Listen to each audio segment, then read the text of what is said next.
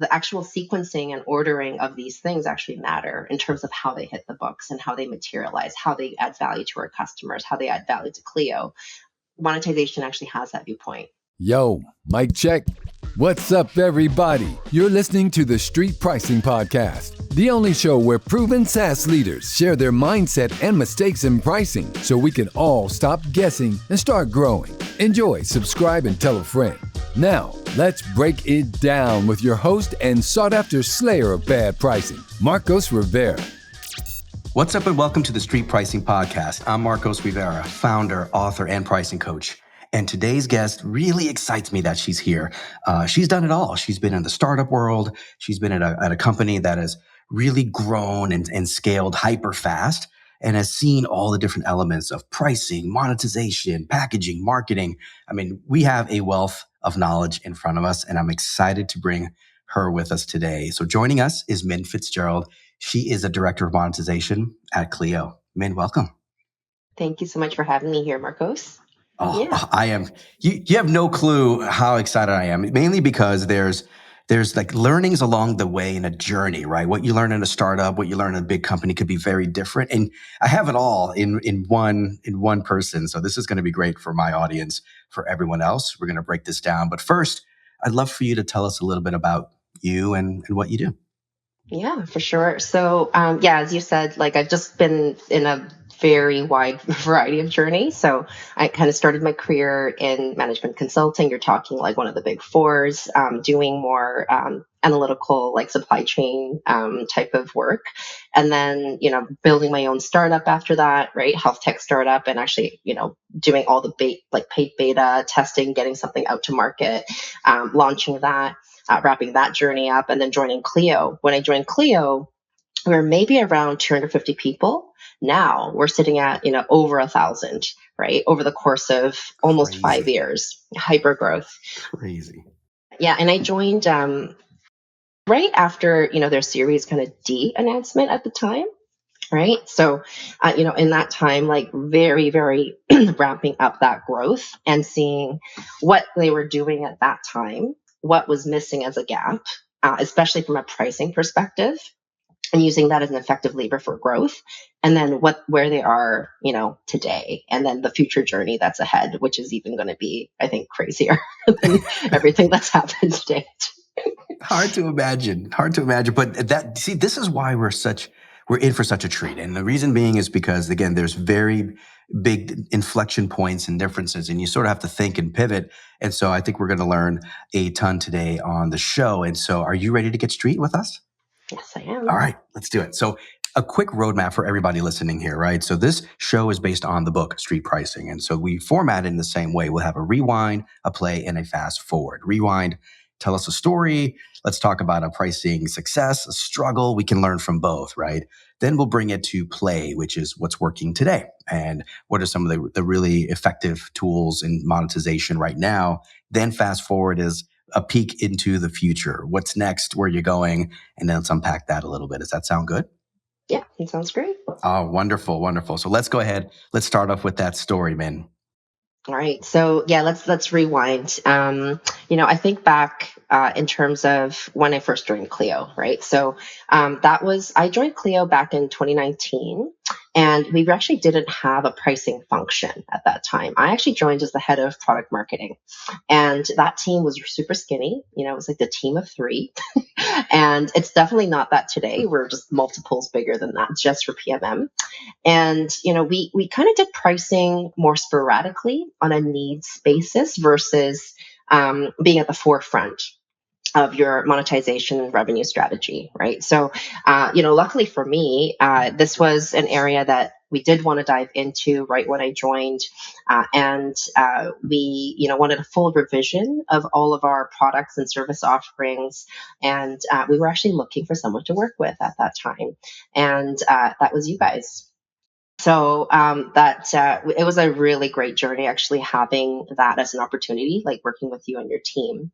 I think, I mentioned I've done pricing like throughout my career, but it's been done not with the kind of best practice and, methodical, like bringing together all this wealth of knowledge and pricing mechanisms, right? Like that you have, right? In terms of processes that we should be going under. So that actually really opened my eyes to what kind of rigor we should be undergoing, first of all, and what wealth of knowledge actually was out there in terms of actually looking at this in a more methodical and like approach that we should be having. So that was really amazing. Anyway, so I loved going super deep with our pricing, right? Understanding our customers, and the segmentation that we have, right? And really what we started doing was digging into the law firm maturity model, right?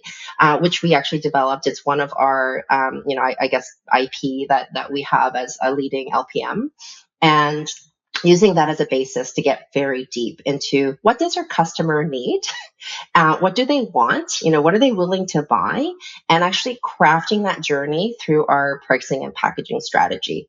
So when you look at our prices and or when you look at our plan construct now, it actually really does follow that, right? You have your easy start, that's your hey, like get started right away with your time tracking and billing functionality, to when you're getting to be a more mature law firm and needing more, you can actually go and buy those advanced plans. And over time we've started adding in things like, okay, what are different add-ons that you could add onto that mix, etc. So it's been it's nice to have that strategy and clarity, and I think that's the biggest win. The struggle definitely has been like pricing not being at the forefront, but I think also with that there's been resistance when I joined Clio to actually like monetizing our value. Right? Crazy. That's nuts. Yeah. How I can they say know. no to making more money? But I get it. I get it. Yeah, they're just so they just love their customers so much, and they want to give outsized value, and I think it came from that place, right? Mm-hmm. I love that. Yeah. So yeah, I think that's probably one of the biggest wins. And I mean, over time, we've seen some massive benefits of that, right? You're seeing actually launching that pricing strategy actually resulted in, better NRR, like ARPA, ARPU lift. You're looking at ability to innovate more because of that, right? Like you're building better and bigger product teams. You're building bigger and better, CS and other areas to better support our customers. So, all in all, you're driving growth in your business and also helping your customers. That's a big one. I think a lot of folks, when they think about pricing or monetization, making money, it feels like a one-way street. It's like I am making money for my benefit, no benefit for the client. But when you think about value, it's kind of like a circle, right? Where if you build a value, you give it to them, and then you capture some of it, you can actually then build more value and give it to them, and then capture some of it, right? And so it's more of a virtuous cycle in a circle than it is really a one-way street of how much money can I get from you, right? I think people need to maybe reframe it a little bit, especially founders who have maybe a soft spot for the customer, right? Maybe they were there at one point in time and they're like, oh, I feel bad charging. But no, I mean, if you're really helping, you charge, you get your fair share, and then you help some more, right? That's kind of the big circle. I love you guys reframe that. So resistance at the forefront, right? People don't want to go. How did you kind of get them past that and keep things moving? Yeah, I think it's actually like demonstrating this value. I think bringing forward, some of the surveying we did actually really helps. So actually, surveying our customers, understanding like what they valued the most, what they valued maybe like the least out of like our features, what they thought was actually even a fair value to pay, but also, getting that data like all across the business from like product to sales to CS, like, and bringing everyone together in one room actually was very helpful because I mean, as a company gets bigger, like they do operate more in these silos, right? So it just kind of naturally happens, and the more and more you can bring these like strategic conversations to the forefront in one place, I think is really beneficial. Yeah, that's exactly right. So you're pointing out a very important thing as you hit different milestones, right, of revenue growth, of team growth, you start seeing layers coming in. And then all of a sudden your goals start to break down into these different areas. And then you have leads in different areas. And then that starts to create, I think, the ability to do on a functional basis more things, but then it starts to create a little bit of a disconnect between those guys, right? And that's where pricing kind of sits, as this kind of cross section of sales and marketing and product and CS and all these things. And it gets harder and harder to keep that line of sight. And that's how I think a lot of companies start to lose, like, like we don't really have a good muscle around pricing, right? So this is where, I mean, you said what, like 100 or 200 or 1,000 people or something like that. That's when this stuff happens, right? Super natural, super normal. So you started demonstrating, right? You started getting people over to your side. How did you take it from there? Yeah. So, I think that actually redoing all of our plans and packages and launching them for the first time actually really helps solidify like these relationships, right? Because you start seeing how these I operationalize that. You're working with every team to like get it out. And then after it goes out, you're then working with sales to, be really, really on the ground, as well as CS on how are these actually performing? How is the response, right? And it's been overwhelmingly positive, right? And so they're like, wow, like these guys, like this is like a great experience. Like we should be doing this more often. This is a real benefit for everybody and our customers.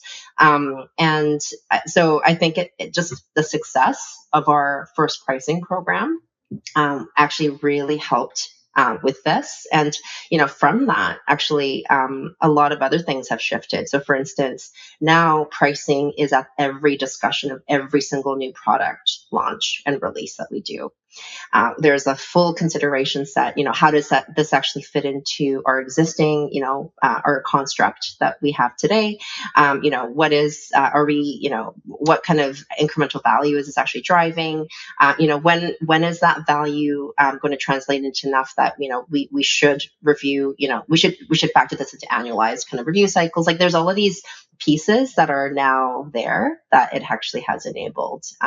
So now it's just like everyone just comes to us naturally.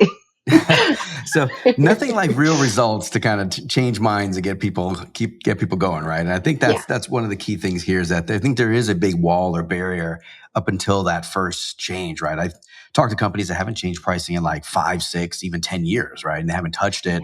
They're kind of like, just leave it alone. And but not realizing the value and power of that lever. But once they do it, they're like, hey, okay, what's next? And then got to almost like the pendulum swings the other way. You got, hey, hold on, we can't be changing pricing like every month here, right? So there's a balance to it. But I think that you're right, that you have to show them like, look, this is a good thing. And then once you demonstrate that, then the mind starts to shift over naturally, right? So that was, if I had to think about how much time do you think it took or effort to get there, in your opinion? Oh, that's a good question. I mean, it was like an evolutionary process, and I almost look at it as having like these rhythms to it, right? So, you have like your massive skeptics, right? And that was like the first time we did it, like in like 2022 when we actually ended up rolling it out. And so, like that entire kind of end-to-end process probably actually took a good, year and a half. Right. But then after it started accelerating fairly significantly. So, this process that took a year and a half, now, we do kind of end to end within months. Right. So it's shortened down by an order of magnitude. And I think it'll be like what's happened over time is like I've started partitioning out different types of like our pricing programs and what I call like this kind of core, pricing program like that has shortened down to months versus the 18 months.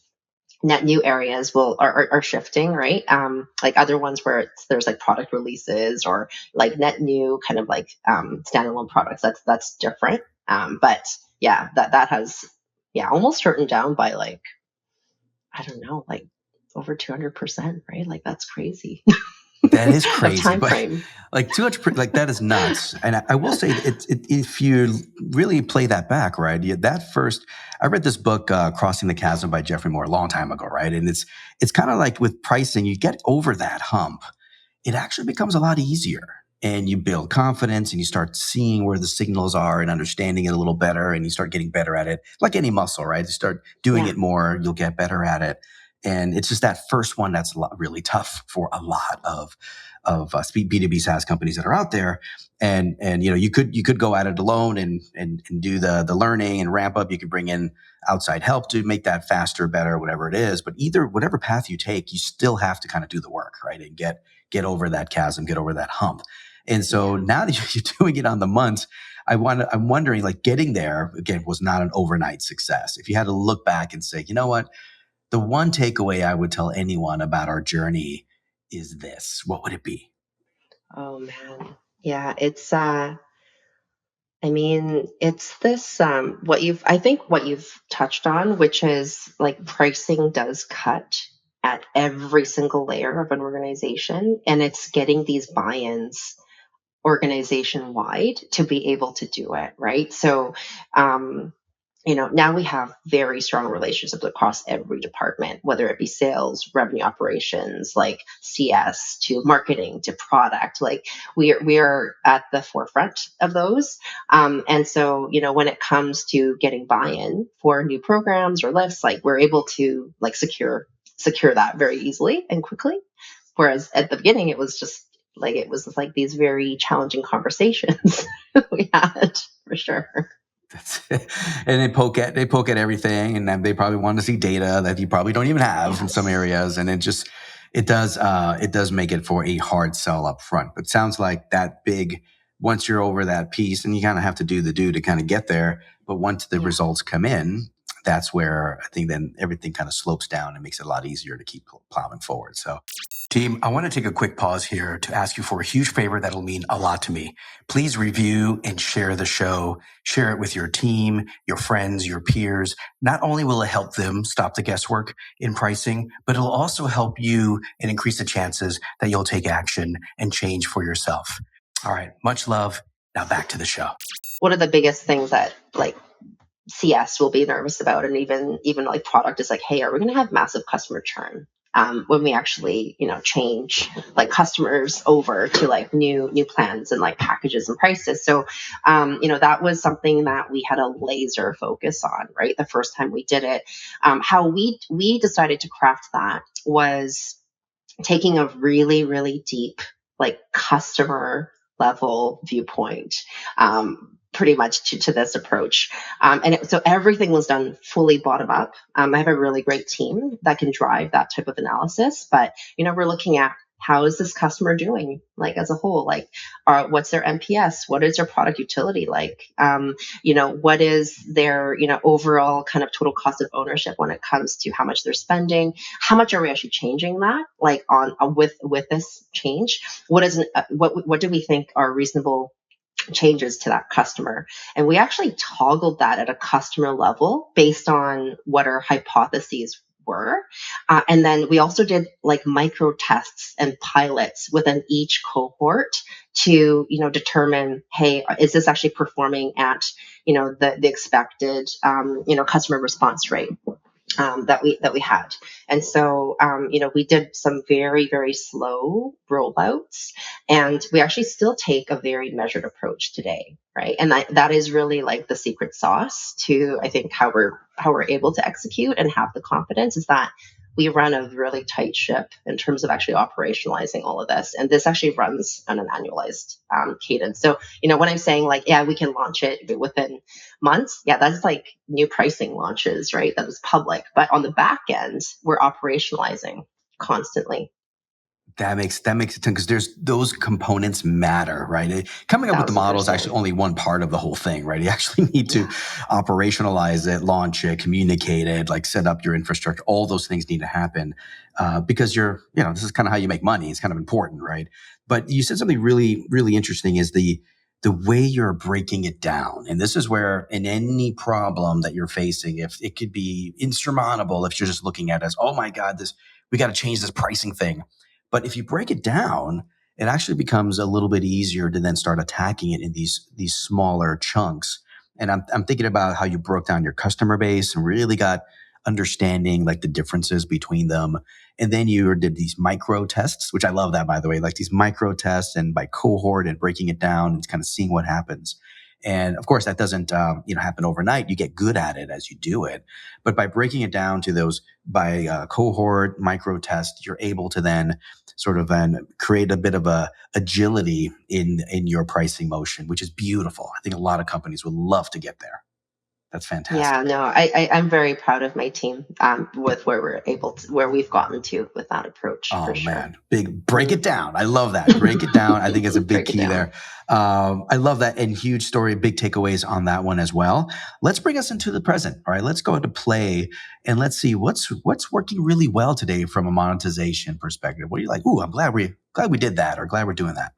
Yeah, yeah. I mean, I think I started touching on it, but like because of all the success that we've had just with the like being able to set our pricing and packaging strategy for Clio, we were then able to move on to like really digging in around like, hey, where does monetization and pricing conversation sit as we are continuing to be like product innovators in the space, right? So I mentioned that, Clio is like the leading LPM or legal practice management software for those that aren't deep into LPMs, but I don't expect that. But yeah, like, I mean, we've made, everything from like new acquisitions to drive growth, but also like we're innovating like crazy. So like you're always going to see feature enhancements or new add-ons that are going to be added, right? So at like a fairly fast clip. And every time that happens, as I mentioned, like we haven't like we didn't have like a process in place to incorporate thoughts around how we're going to monetize that product. What is the competitive landscape that we're actually looking at? Like how do we compare against other competitors? What are the different like what are the value perceptions of this already out there that's in market? If we're not, then like how are we going to proxy that value? When we launch this, are we going to be change like what is this add-on going to be actually charged at? What is an appropriate charge model? How should we test this, right? Like what is the how are we going to do this willingness to pay test, or like get an understanding of that through our alpha or beta testing, and before we actually go to GA or launch, and like all of those are now at like really, really a lot more refined. Like we've developed processes. We have this very fantastic relationship with product and engineering, even right to actually be part initially of those conversations. Whereas before we might have been pulled in. Hey, we're launching something. In two What should we weeks. price it at? Oh man, I've been there. Again, I was a product person for many years, and I've been there. It's like, oh, wait a minute, we got to price this thing. It does come at the very last minute, right? How did you in that line there? I've really loved the getting close with product and engineering, just to because there's just values changing, right? And as the value is changing, you got to be thinking about, all right, are we capturing the right value? How are we doing this? And the big trap a lot of companies fall into, I'm just being real with everybody, is they just kind of throw stuff in for free. Like they don't know, right? And so, Exactly. and it's about to launch, and what do we do? And I don't know. I don't want to complicate things. Let's just toss it Yeah, in for free. Hey, it's more value to the customer, right? It's more value that you're not capturing, bringing it back exactly. in house so you can then build more value. You're breaking the circle, right?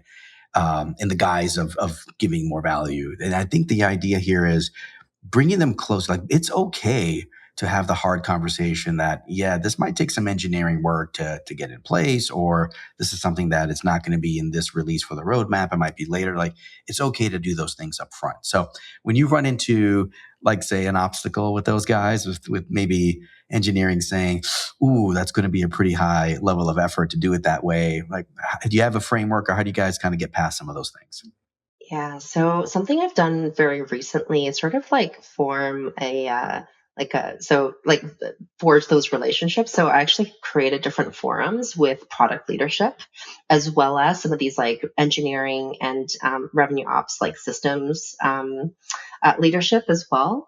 So I've actually created these forums to actually escalate and prioritize like key areas of decision that we need to be making as a business, right? Like pricing is or monetization is like a really it should be a center of excellence like at any organization, but especially as we get to the size and scale to like because we understand what the impact of that is going to be. So we're able to create help create, like in my case, I'm sort of putting on my old product hat and like my old founder hat, right? But saying, okay, well, if we were to actually create a framework or try to make decisions, like we should look at the financial kind of possibility and impact. How are we going to juggle this with existing things on our roadmap and different trade-offs that we're going to be making, and actually holding those folks together to have those conversations and really, really aligning on like a new, like if we need to change like decision making framework, for instance, actually even like helping with all of that. Like I kind of just interjected myself to helping with these because Excuse me. otherwise, yeah, exactly. Because otherwise, like we kind of have this problem of different. What I find interesting is like how an organization will divide pieces when it gets to the size is they'll have very specific groups of engineering groups or product groups that are working on their portfolio that do not have an understanding of the overall company trade-offs and impact, right? So the actual sequencing and ordering of these things actually matter in terms of how they hit the books and how they materialize, how they add value to our customers, how they add value to Clio. Monetization actually has that viewpoint. So because of that, like I've kind of interjected myself into all of these conversations nicely to kind of bring folks together and show gaps in our thinking and to surface ways that we need to like help each other make the better decisions for our business. Yeah, super smart, super smart. You are connecting those dots all the way across, and you're showing that. I love that. You just kind of inserted yourself like, excuse me, elbow, let me come on into this. But I think it's smart. I think it's right. I think pricing does deserve a pretty visible seat on the table when it comes to these things, because of the thoughtfulness, right? The second, third, fourth order down, like what happens when you charge for this or don't charge for that, and where are we going as a company, and how our customers are changing, what our competitors doing, like all those pieces, so many moving parts. You have to do pricing very intentionally and thoughtfully, not just throwing numbers out there into the wind, see what sticks and see what happens. I think your business and your customers deserve a lot better, right? And so 1,000%. I'm Yeah. 100% behind a lot of that.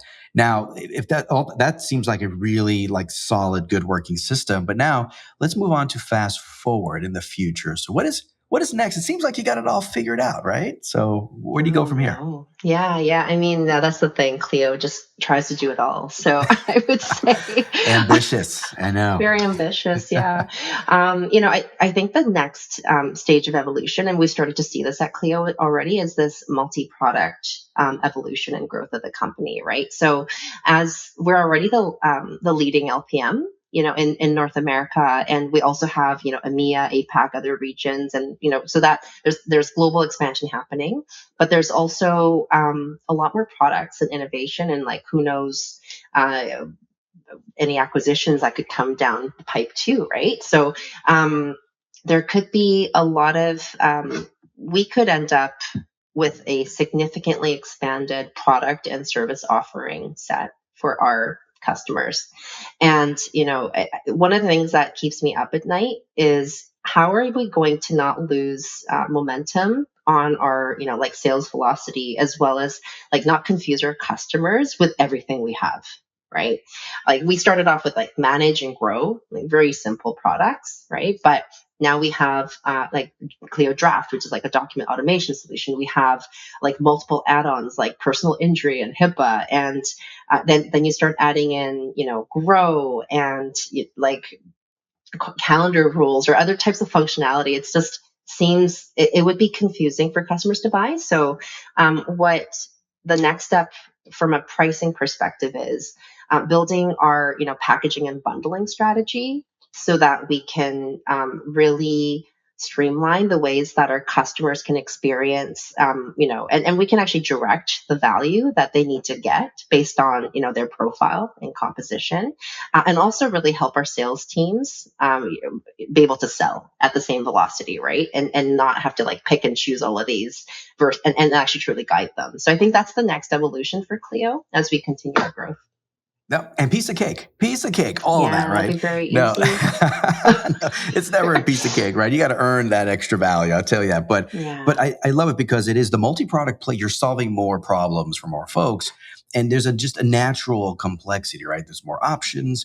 The number of combinations go up exponentially, like or non-linearly, and it's just really tough to keep your arms around all of that, just because there's still humans selling to other humans and humans using it at the end of the day, right? So you still have to manage through and cut through the complexity cycle that naturally starts to creep in as you expand, right? That's a big one there. And you're right, bundling and making some thematic chunks of value that go in our position towards different customers makes a lot of sense to cut down and cut through that, right?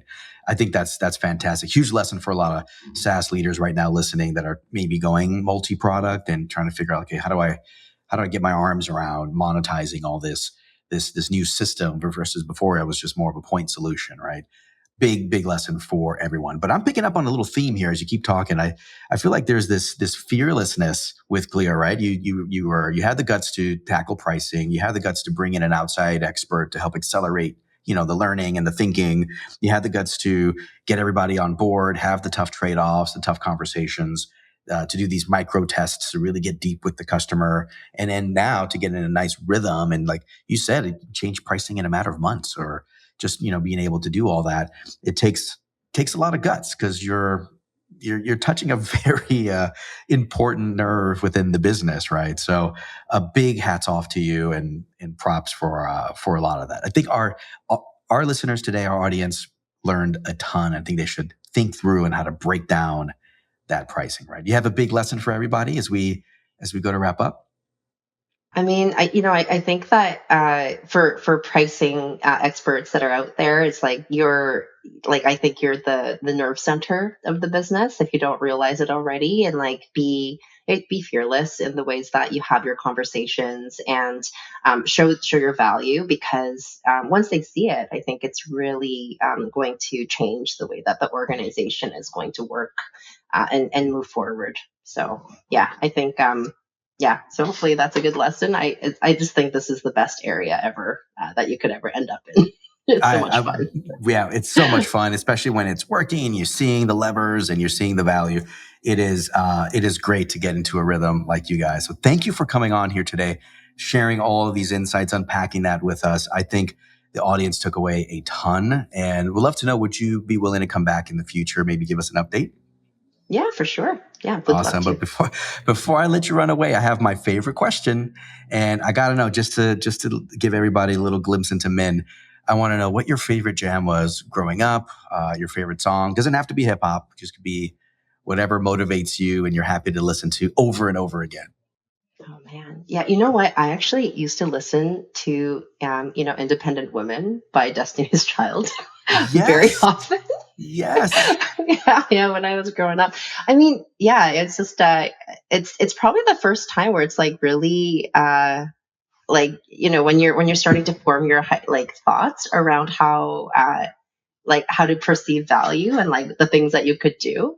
And I think for me, it's like I'm a pretty like it's a value that I have, right, in terms of how I live my life, like, and even like with my partner, like we're very like equal in a lot of things. So yeah, it's a I good love song. it. Strong, independent, Beyonce style independent. I Oh, love Queen that. Bee, And right? you that is super cool. No, that is I think another reason why you're so fearless, what I was just saying a few minutes ago. And so really that resonates, I think, with a lot of folks out there, that being that strong, independent in how you think and how you think where you can insert value. Maybe it takes a little bit of that to, put that elbow out there and move folks out the way to really get the attention it deserves. So big lesson on that front as well. Team, that is Min FitzGerald. Now, if you heard a few things that she mentioned today that can add value to you, apply these things on Monday, get 1% better as you continue to grow, continue to progress. All right. And now remember, you want to stop guessing and start growing. Until next time. Thank you, and much love for listening to the Street Pricing Podcast with Marcos Rivera. We hope you enjoyed this episode, and don't forget to like and subscribe. If you want to learn more about capturing value, pick up a copy of Street Pricing on Amazon. Until next time.